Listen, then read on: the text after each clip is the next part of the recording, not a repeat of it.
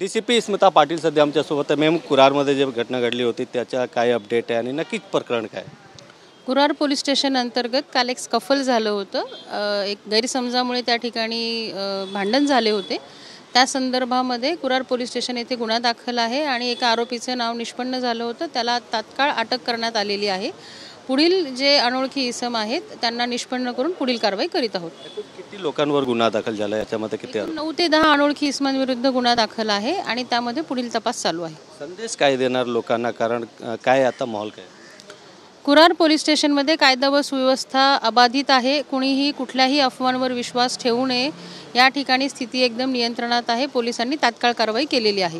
धन्यवाद। कॅमेरामॅन संतोष कदमसह गोविंद ठाकूर, TV9 मराठी, मुंबई।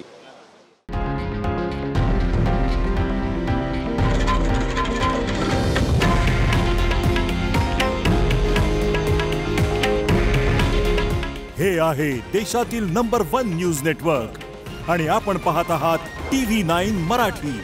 काळजी तुमची, हित महाराष्ट्राचं।